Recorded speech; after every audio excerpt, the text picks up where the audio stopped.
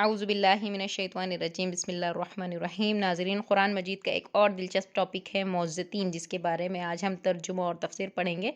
मौज़्ज़तीन क्या है? ये दो सूरतें हैं जो मुतवातिर कुरान मजीद में एक के बाद एक आई है। कुल औज़ु बिरब्बिल फलक़ और कुल औज़ु बिरब्बिन नास। कुल मिलाकर इसमें 11 आयतें हैं। कुल औज़ु बिरब्बिल फलक़ की 5 आयतें, कुल औज़ु बिरब्बिन नास की 6 आयतें। इस सूरतों का नुज़ूल से पहले कुछ हालात इस तरह थे। जब हुज़ूर सल्लल्लाहु अलैहि वसल्लम पर जादू किया गया तो जिब्राईल अलैहिस्सलाम यही दो सूरतें लेकर हाजिर हुई और फरमाया कि एक यहूदी ने आप सल्लल्लाहु अलैहि वसल्लम पर जादू किया है और ये जादू फलां कुएं में है। आप सल्लल्लाहु अलैहि वसल्लम ने अली रज़ी अल्लाह तआला अन्हु को भेज कर मंगवाया और ये एक कंघी के दंदानों और बालों के साथ एक तांत के अंदर 11 ग्रहें पड़ी हुई थी और एक मोम का पुतला था जिसमें सुइयां चुभी हुई थी।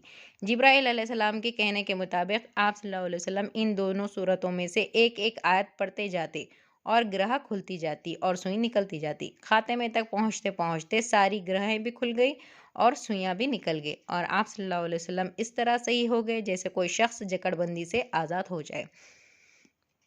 तो जब हुज़ूर सल्लल्लाहु अलैहि वसल्लम पर जादू हुआ तो अल्लाह ताला ने उनके जादू के तोड़ इन्हीं आयतों में रख दिए और ये मौज़्ज़तीन नाजिल फरमाई कि इन 11 आयतों के पढ़ने से इंशाअल्लाह हुज़ूर सल्लल्लाहु अलैहि वसल्लम पर जो भी कुछ जादू का असर होगा वो निकल जाएगा। और वैसे ही हुआ। आप सल्लल्लाहु अलैहि वसल्लम एक एक आयत पढ़ते जाते और उनके जिस्म पे सारे जादू के असरात ख़त्म होते जाते।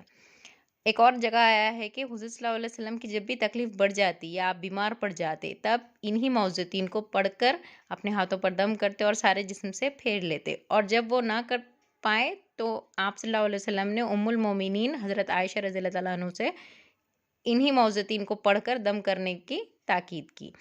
और एक जगह है कि आप सल्लल्लाहु अलैहि वसल्लम नज़र बद से बचने के लिए पहले कुछ दुआएं पढ़ा करते थे, लेकिन जब से मौज़्ज़तीन नाजिल हुई तो आप सल्लल्लाहु अलैहि वसल्लम ने उन दुआओं को छोड़ दिया और मौज़्ज़तीन को ही अपना लिया।